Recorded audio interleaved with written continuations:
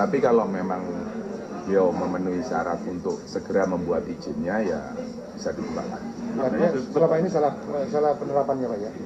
Bukan salah penerapan ya kan, dari pihak Gus Samsudin kan juga memiliki alasan tersendiri. Sementara itu kuasa hukum Gus Samsudin Jadap mengaku kliennya akan memperbaiki izin sebelum membuka kembali padepokannya. Menghargai dan menghormati hasil asesmen tersebut, yang mana dalam asesmen tersebut membuka ruang bagi Badan Hukum Yayasan Padepokan dan klien saya Samsudin untuk memenuhi persyaratan yang belum ada, sehingga pada saatnya nanti kita urus sesuai apa yang menjadi hasil asesmen tersebut.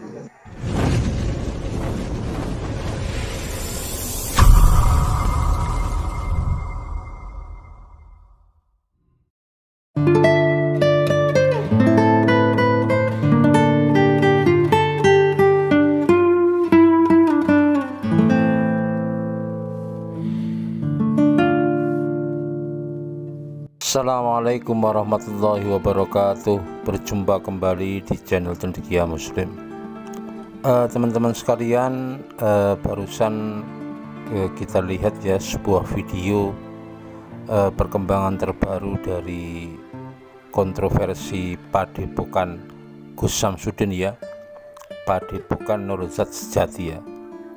Jadi setelah sekian waktu terjadi berbagai peristiwa yang menimbulkan kontroversi ya, mulai dari adanya tindakan atau tantangan pembuktian yang dilakukan oleh pesulap merah ya, dalam rangka membuka kedok trik praktek pengobatan atau perdukunan yang berkedok agama ya, yang kemudian sempat menimbulkan sedikit huru-hara ya, perseteruan antara pesulap merah dan Gus Samsudin, dan kemudian disikapi oleh warga sekitar itu dengan melakukan penutupan paksa operasional Padepokan.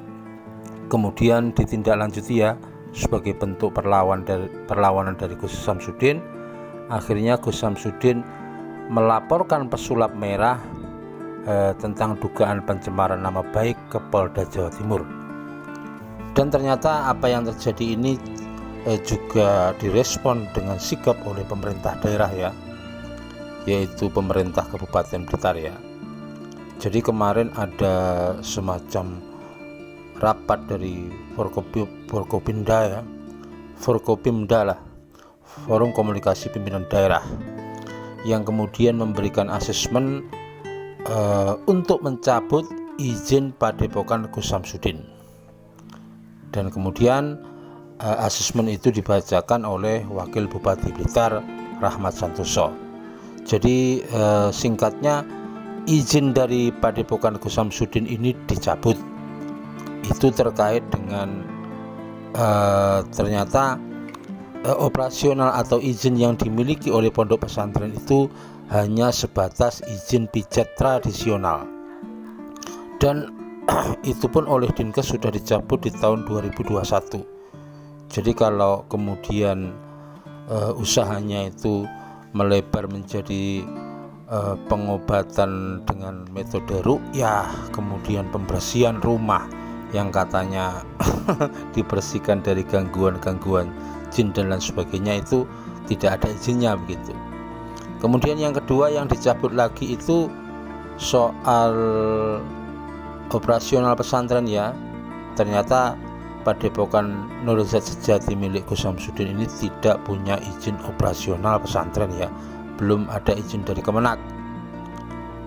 Dan tetapi ternyata dalam prakteknya sehari-hari, dalam operasional sehari-hari, menampung para santri, kemudian mengadakan majelis taklim di mana para santri tersebut juga menginap di padepokan tersebut, dan ini tidak memenuhi standar operasional sebuah pondok pesantren yang seharusnya dikeluarkan oleh Kemenak.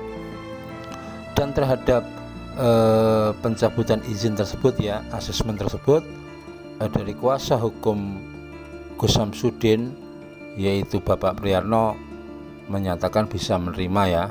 Jadi menurut Pak Priyarno ini justru membuka ruang bagi Gus Samsudin untuk melengkapi izin-izinnya begitu. Itu teman-teman perkembangan terbaru dari Blitar ya.